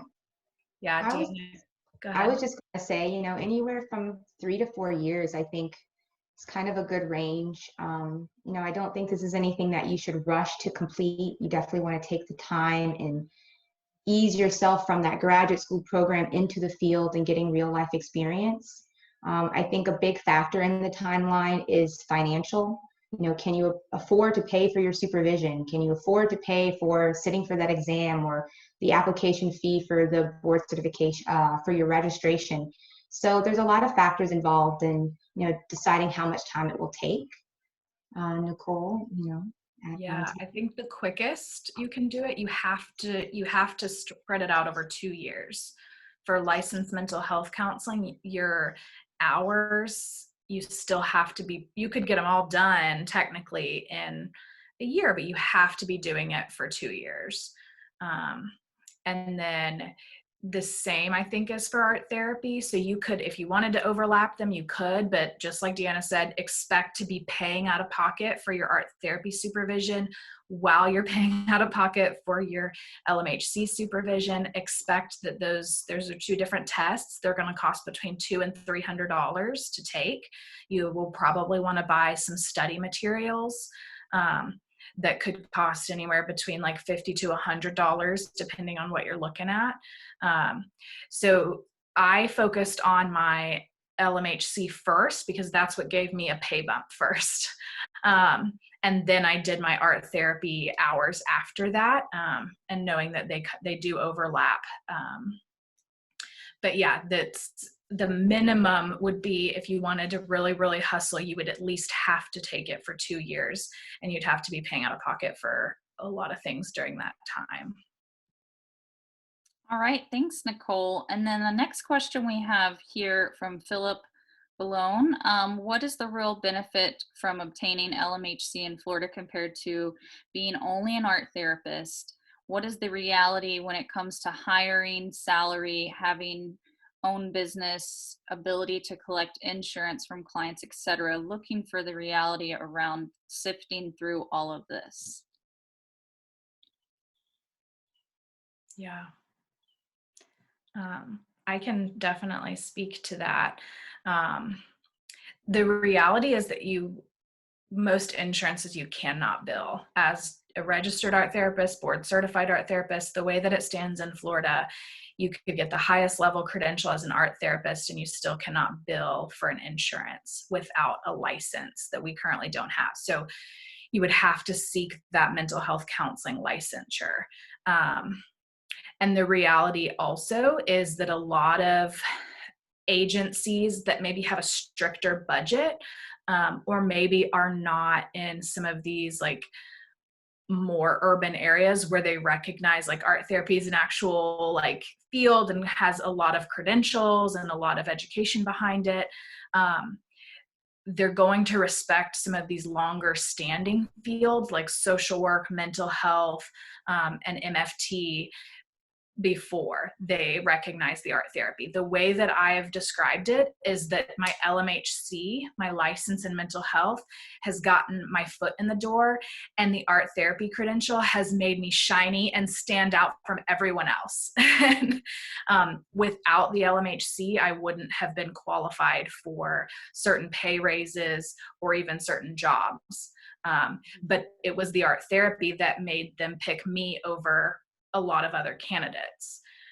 So I do think having those together has been like a dynamic duo in my career, but it's definitely possible for people to have just the art therapy. And I think Deanna has kind of proven that and can speak to that as well. Yeah, definitely. It's possible to make a living without those additional counseling license. I think it's definitely, here in Florida, you can definitely do it. Other states are different. If they have an art therapy license and you want to practice as an art therapist, you will have to obtain that license. So I think if you are kind of in the realm of deciding how you want to practice, it's good to understand that, if you do not have that extra credentialing as a licensed mental health counselor, you cannot bill insurance panels. However, there is a kind of a way around that. There is a few kind of third-party managed care providers that do offer art therapist referrals through Medicaid. So you're able to see a very kind of small population of children who are under Medicaid through Molina and a couple of other like state-run insurance panels. So there is a way to still bill, but I would say that the influx of clients through that route is not a lot. I don't know if that would be enough to support making a living if you are, let's say, in private practice. But if you're looking to do things that are more community-based or entrepreneurial, by all means, you can still go that route without having that extra counseling license. It's all about how you see yourself fitting into the community and what services you're looking to provide. Thank you, guys. And also, I can speak to that a little bit myself because I'm also provisional art therapist, and I'm a registered mental health counselor intern. And for my job specifically at inpatient psychiatric unit, I work at Suncoast Behavioral Health Center. Had I not had the licensed mental health counseling registered intern status, I would not have qualified for the therapist role on the adolescent unit. And also the salary range is much different for just the ATR and for the recreation department. Incoming salary would be $42,000. But because I have my registered mental health counselor intern status, I was able to come in at $50,000. And I then was eligible for that other role with a higher salary. So it really depends on what you are looking to work, what you want to do. All right, let's go on to this next question from Lauren Amigo. I currently hold my ATRBC as well as my license for creative arts therapy, LCAT, in the state of New York. Is there anyone on the board who can speak to the process of attaining an LMHC with another state licensure for art therapy? Also, I have contacted the Florida Board of CSW, MFT, MHC many times and have not heard back on how to go about this process. Nicole, did you ever work out of state? I didn't. I only have worked in Florida. So I know for myself, I did my graduate studies in DC, and with my education, there were certain graduate level classes that I did not have with my program. And so when I came to the state in order to get licensed for RMHCI, Registered Mental Health Counselor Intern, I am required to take additional coursework. while I'm obtaining my supervision hours. I know this is not going to answer this question completely, but for the state of Florida, for your LMHC, you are required to take human sexuality, which is not often taught at other universities in other states. And I think there's another course you have to take as well. So that's something to think about. But of course, if there is somebody else, we can get that information for you. We will have answers to these questions also posted on our website at a later time. Okay, let's go to Beth. She asked, how does a newer clinician prioritize where to spend money when funds are so tight, meaning supervision, licensure, exam, journals, association membership, on top of student debt? It can feel so overwhelming when the salary doesn't seem to be able to cover living costs, let alone job-related costs on top of the pandemic. Very good point. So who would like to speak to that? I can definitely speak to the way that I've triaged that, but I'm open to everybody else's feedback as well. I always ask myself, what's my return on investment, my ROI, like what is going to immediately return my investment? And for me, those things have been my license. So paying for my supervision hours, whether it's my LMHC license or registered art therapist, paying for supervision has always given me a credential that's made me more qualified, that's allowed me to ask for a raise. Whereas some of these like journals or some of these like memberships, they're kind of where I want to be in the long term, but I've got to get the funds in order to be able to have that. So I always go with what's giving me the immediate return on investment. And usually for me, that's either a credential or an evidence-based training. So having like being trained in trauma-focused cognitive behavioral therapy or being trained in EMDR, or I went to Kathy Melchiotes training. Those have always paid off because they're lines on my resume, whereas I don't get a line on my resume that says, I read the American Art Therapy Journal every single month that I get it. So that's what I have focused on first in my career, and then spread out after that.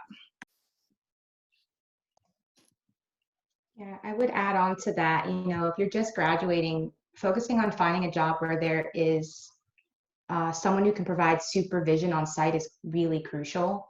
I was not able to find that when I left school, but I think that's a great way to kind of save yourself a little bit of money. If you can't get all of the hours there, at least you can get some. I would also say not be fixated on how long it takes you to get the credentials. Just go at a pace that's comfortable for you. As far as professional organizations, maybe just paying the dues for the Florida Art Therapy Association, for example, is something you can do for that first year. And then maybe year 2 or 3 is when you're able to pay dues for the American Art Therapy Association. There's a huge gap in how much money you're spending on each. I mean, Florida's like $30 annually, where American Art Therapy Association is $100 or more, depending on where you fall with your credentialing. And then also just some transparency. When I came out of school, I had several jobs. I think I worked 3 jobs: PRN at a mental health facility, in-home art therapy services, and also was nannying. So kind of just finding a way to make ends meet while you're going through that process, and being gentle with yourself along the way, I think is really important. I can kind of speak on behalf of like the student loans. I know there are different programs that they have as far as paying off your loans. They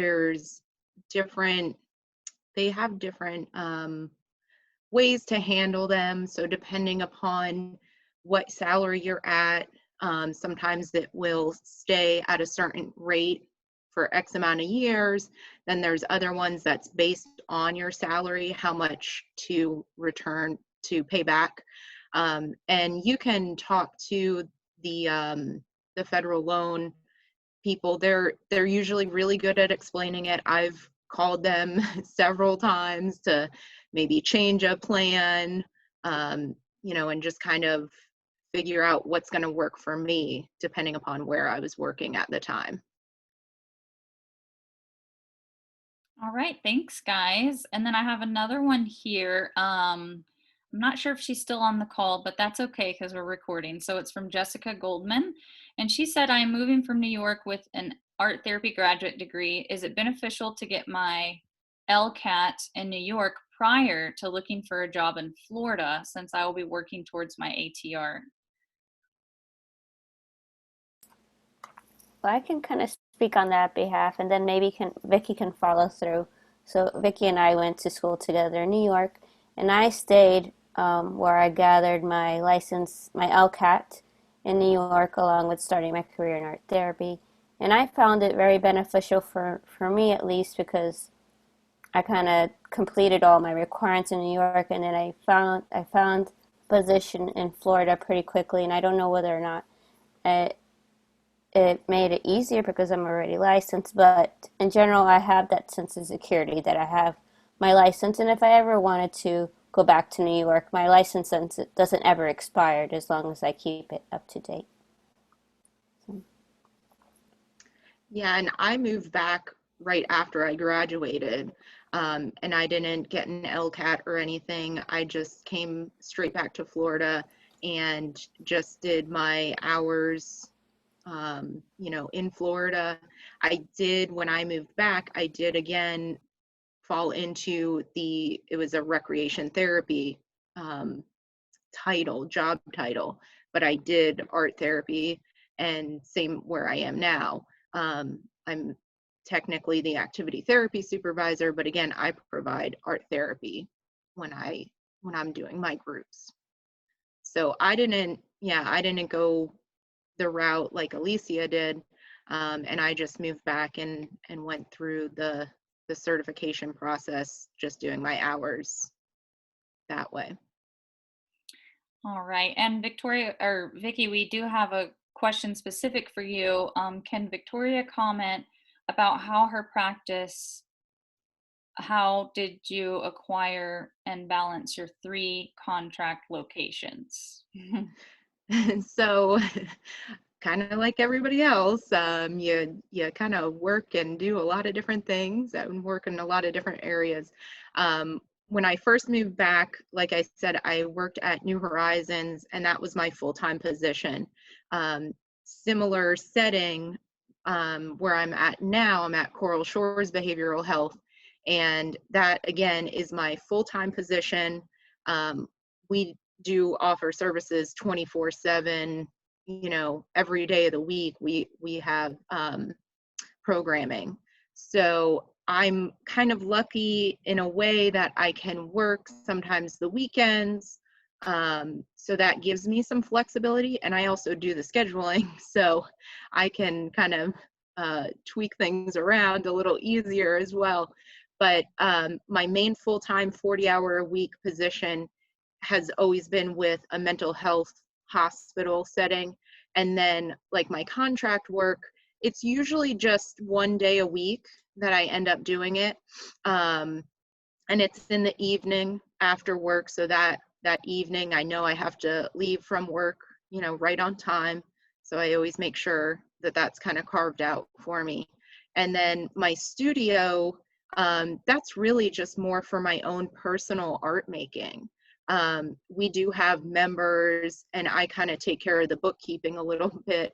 But I mean, that's really like my outlet. So I have a place to work. So I have my actual career in art making, my career in art therapy, but then I have my place to do my own artwork, which I think is a real, big thing to make sure to continue to do. And it's really provided that outlet for me, essentially. Yeah. All right. And then Beth asked, I noticed some speakers were contracted. Does one need the ATRBC or LMHC to be contracted at a facility, or can one be contracted with just a master's in counseling and art therapy? I'll take that one. And of course, if anyone else wants to chime in. So technically, once you graduate with your master's degree, you technically can practice as an art therapist. And so what I've found when I'm going out with proposals to different organizations or community-based spaces, I may not call the work art therapy, right? I might say it's therapeutic arts. I might say it's arts for wellness.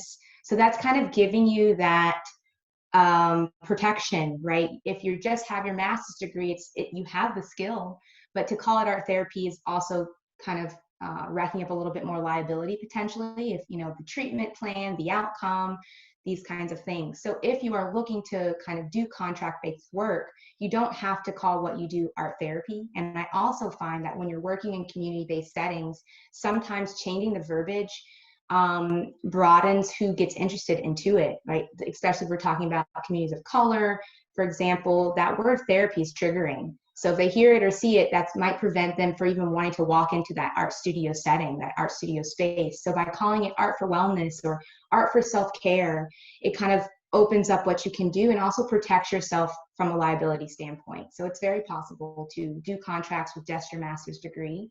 But of course, I think supervision kind of ties back in here. Make sure you're getting that support you need. If you're not, you know, fully trained and have a lot of years under your belt, have some peer supervision or professional supervision to fall back on when you need it.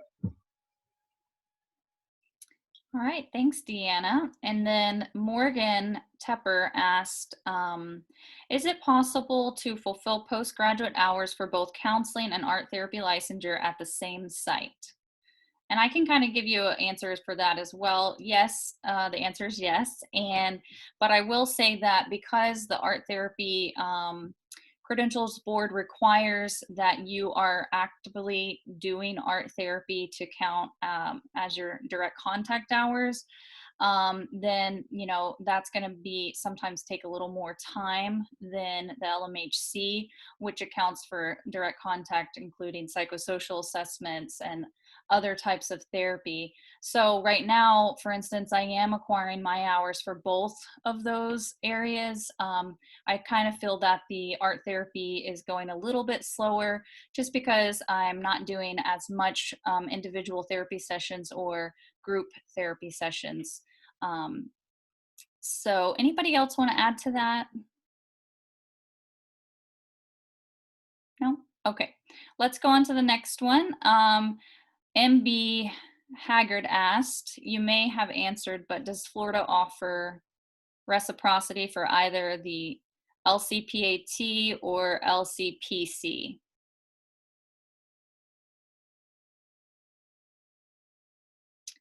So it's gonna, Deanna, maybe no? No, not sure. Not sure, yeah. So we can look that information up for you and post that answer on our website. All right, next question from Bonnie Pope was, is the CTRS license transferable between states? If I were to certify now in North Carolina, would it easily transfer to Florida? So that's the certified rec therapist credential. I would suggest reaching out to that that field for that answer. But Vicki, do you know?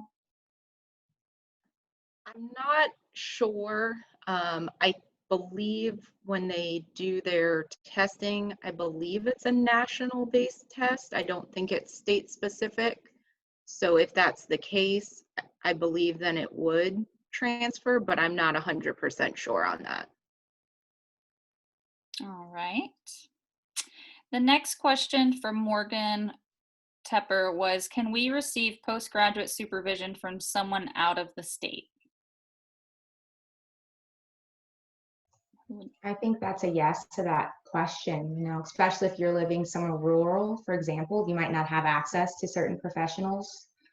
So remote art therapy supervision is definitely doable. So yeah.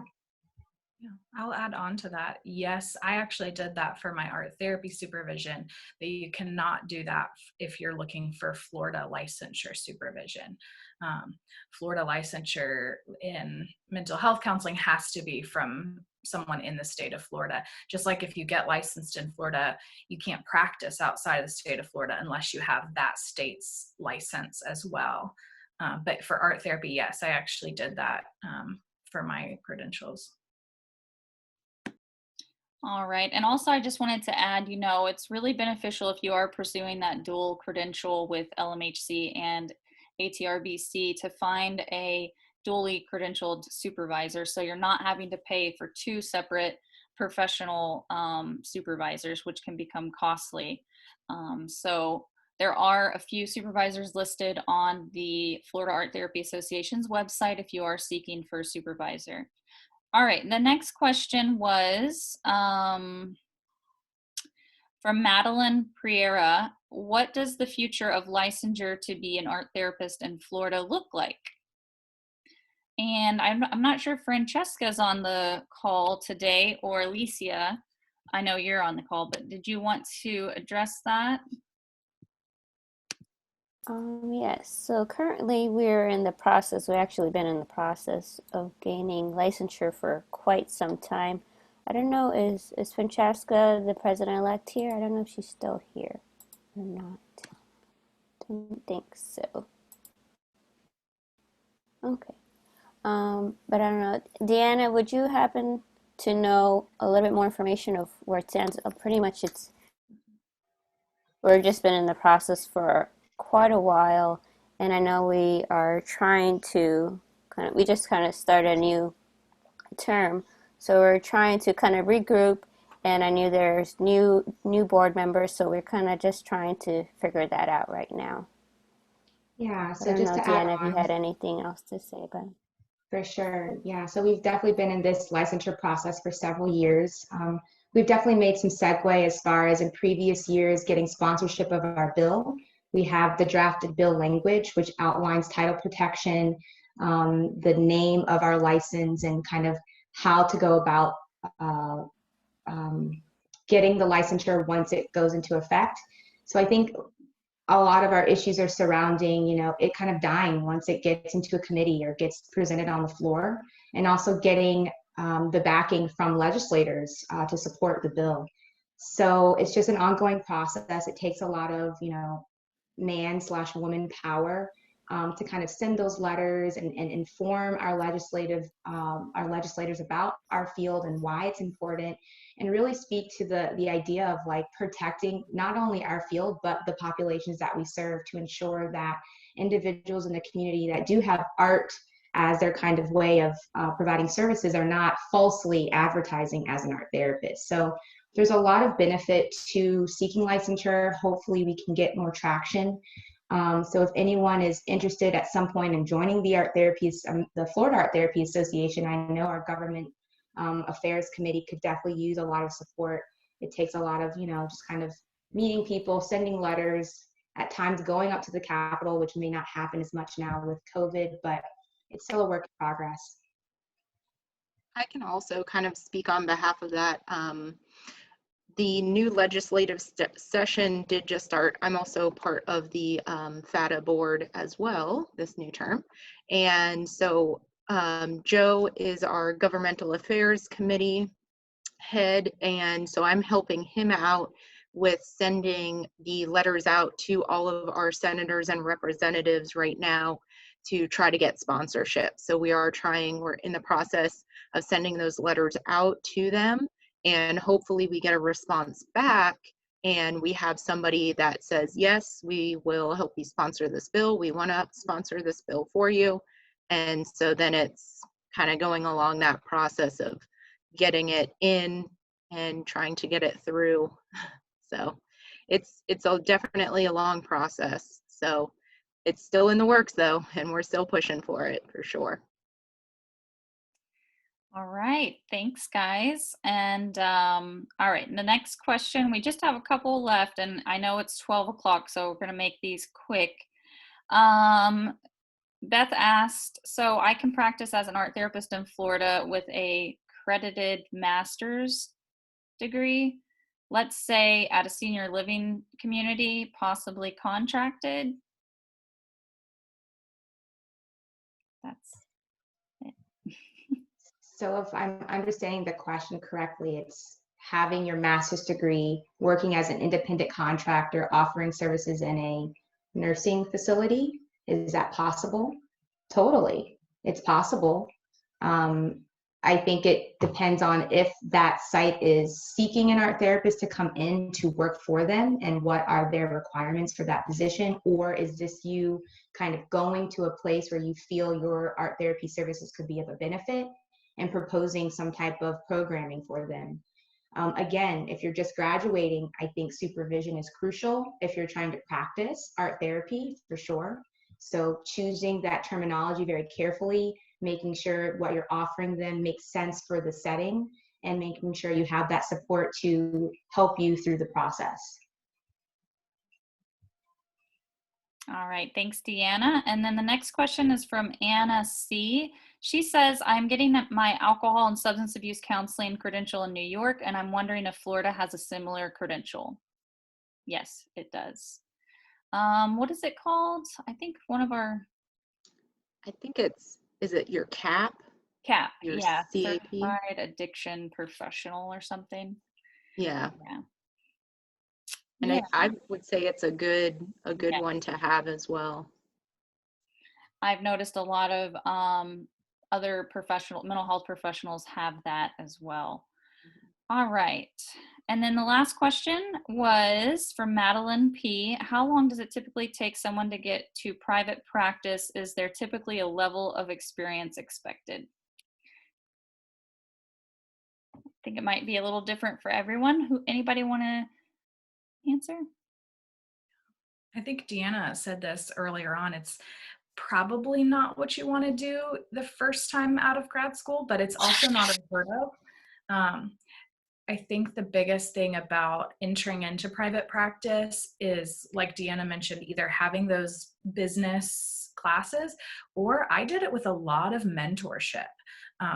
Having a mentor that's a licensed mental health counselor, having a mentor that's an art therapist that's in private practice, because I'll tell you what, you never feel ready. It's one of those things that you just kind of do your best, and you try and have your ducks in a row, and you realize one duck is out of line, and so you keep going.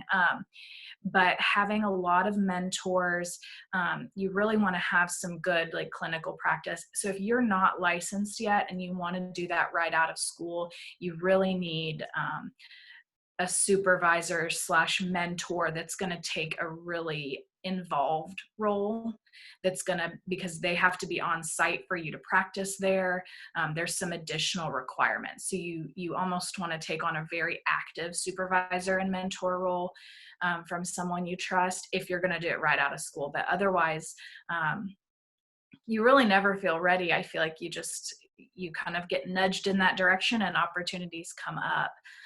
I was working for about 5 years before I started my private practice. Same for me. I think I started private practice in 2015-16, so that would have been 5-6 years into my professional experience. And my suggestion also is kind of ease your way into private practice. I actually was working full-time and then started an LLC to be able to offer some art-based programming, and then started seeing individual clients just a few hours during the week, in the evenings and on weekends. So after about a year and a half of kind of part-time building my clientele, that really helped me then leave my full-time job and go full-blown private practice, because once you're in private practice, you are responsible for finding your clients. So you don't want to just jump into that and assume that you develop a name and you get a space and then the clients just appear, right? You want to make sure that you can make a living once you're in that position. All right. Thank you so much, Deanna, Vicki, and Nicole. And that concludes, we tried to pick out those really important questions, but of course, there's a ton more in the chat. Again, please leave your email. We're going to upload the additional questions and try to address those as we can, posting it on our website. And we just thank you all so much for coming today. And so any final words with anyone else? Yeah, I would like to say some final words. Thank you everybody for coming. This was quite an event. We had 53 participants throughout our time here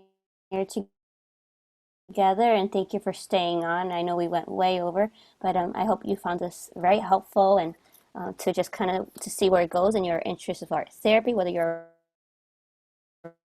already an art therapist or becoming an art therapist, or just kind of thinking about it. Where can it take you? I also want to take a special thank you to Amanda and the panel. A lot of people don't know this. This is one of Amanda's final events for right now. She has been our membership chair for quite a while now, and she's just going to take some time off, much needed, rewarding time off. So thank you so much for all your hard work for these past couple of years, and thank you for the panel for your time. I know it took a lot of preparation for the past couple of months. I think it's been like almost 4 or 5 months, maybe even more, in preparation for all of this. So thank you, and thank you everybody for being here. Thanks, Alicia. All right. Bye, guys. And Thank you. Have a wonderful weekend. I'm just going to stay on here.